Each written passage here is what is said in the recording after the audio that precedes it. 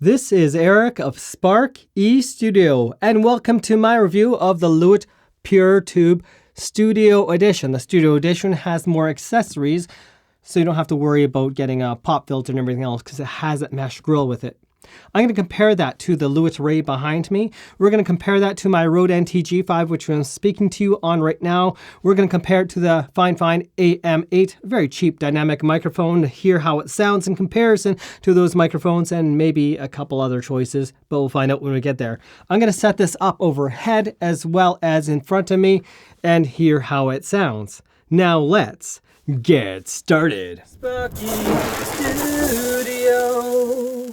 Yeah. To start things off, let's see what's inside this package and see it all in detail, including how to connect it all. Because there are things to go over. Here we have the power supply cable from the microphone to the power supply box and the power supply box power. This Pure Tube microphone is metal, other than our glass cover that allows us to see the tube amplifier inside. Here's the back end. Here are the back end pins where the power source connects to. And here we have a mesh windshield to stop those plosives. And this is the amplifier for the Pure Tube microphone. Definitely has some weight to it. Not much happening in the front end, but on the back end we can see the XLR out. The power cable goes between here and our Pure Tube microphone, the power supply cable, and an on-off switch.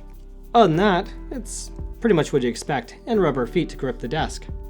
Here is the microphone shock mount, made of metal construction, definitely feels quality. To hold in the microphone, we have a lever right here. On the bottom, we have a 3/8 connection.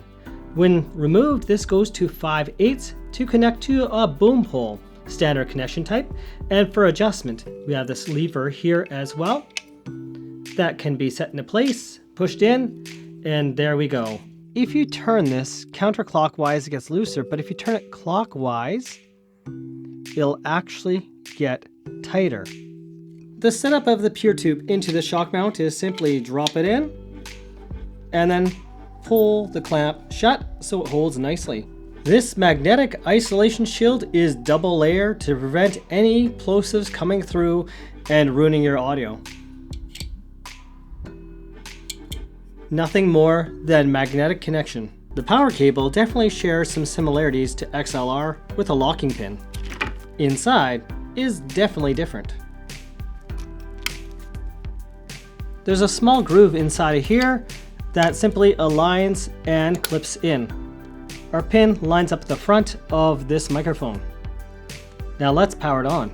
Here's the shock mount size comparison between the Lewitt Pure 440 or Lewitt Ray down below here. Set up upside down. Is it going to fall out? I don't think so. Time to turn on this power supply and watch this tube come to life. Now that is a thing of beauty.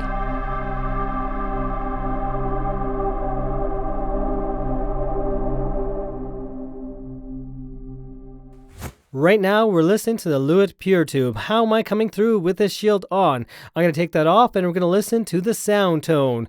And let's try plosive, plosive, plosive. And how am I coming through with the shield off? And let's listen to the plosive, plosive, plosive, plosive. How is that coming through without the shield?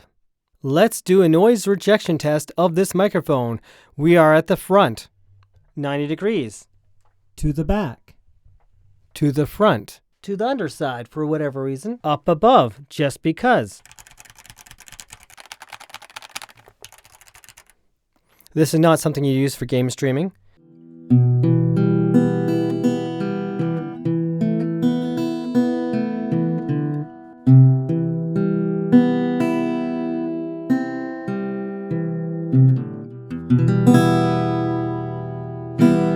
Most tube mics have a high self-noise, but this has an extremely low self-noise of 7 dBA, SPL of 132. SPL is sound pressure level. If you exceed that sound pressure level, what happens is distortions in your sound. So let's try to exceed that. This is an SPL test! Are we exceeding it? This is an SPL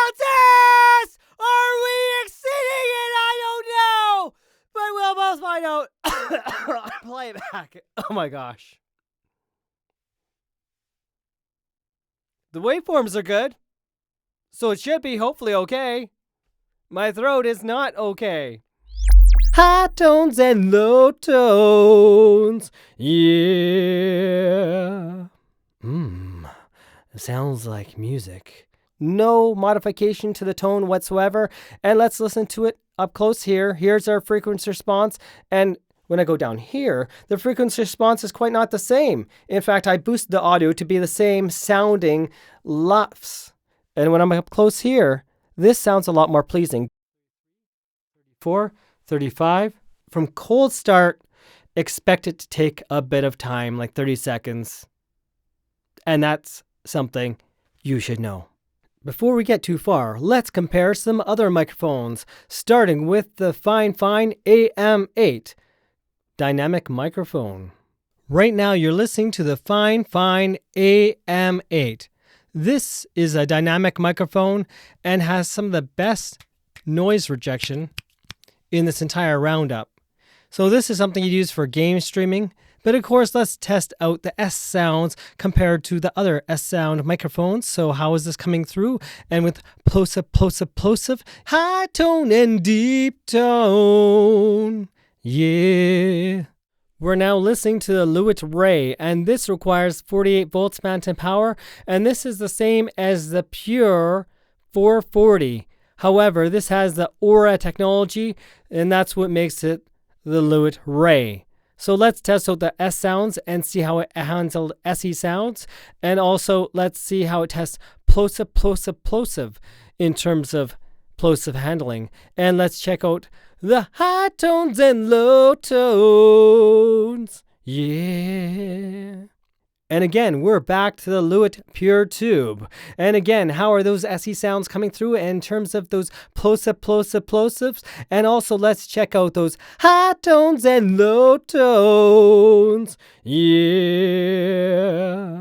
So this is what you're listening to, the Rode NTG5. Let's try some S sounds and see how it handles S sounds. And let's try plosive, plosive, plosives, as well as high tones and deep tones. Yeah. Let's try this microphone for voice acting. I have no clue how it's going to work out, if it's going to work out very well at all. So let's try this. Krillin, use the power within you before he gets too powerful. Use the Destructo Disc. The Destructo Disc? Is that pizza? Oh boy, I would love some pizza. No, Krillin, use the power within you. But I ain't got no power, except for these Power Hour chocolate bars. They're the best. So I knew this guy once. He left trails of brown all over the place. It's almost like he pooped himself. But I haven't heard the playback yet, so I don't know. Time to compare this to the Rode NTG overhead. Right now, we're listening to the Rode NTG5 setup overhead right here. Right now, we're listening to the Rode NTG5 microphone with this foam on. Right now, we're listening to the Lewitt Pure Tube setup overhead. I have not a clue how I'm coming through. Is it worthwhile to set it up this way? Just out of the scene, I'd set up right there. How am I coming through? Does it sound okay? You can tell me what your thoughts are, and I can tell me what my thoughts are after I play it back, rather than listening over headphones to see if this is good sound or not. Subscribe to Sparky Studio and help this channel grow. And if you're subscribing right now, or if you already are subscribed, then you, yes, you are awesome. I love the tone of this microphone. Right now, I do have a cab added with the equalizer. When it comes to other microphones like the Rode NTG5 or Sennheiser MKH50, this is great for a silent studio if you're actually recording someone's vocals, where you actually have a silent room. And especially if you're close to the microphone, I'd be using this all the time. For doing YouTube videos, I honestly will probably stick to my Rode NTG5. Less clutter, there's no power supply to worry about in my way. This is Eric of Sparky Studios. Thanks for watching and have yourselves a most wonderful day. This is Eric Newcomb. You spook 'em, we nuke 'em. And right now I'm having too much fun with this microphone. I can use it for voice act if I wanted to, despite it's not being extremely deep per se. Oh, having extremely high tone! Yeah! Until next time, thanks for watching and have yourselves a most wonderful day. Anyways, take care.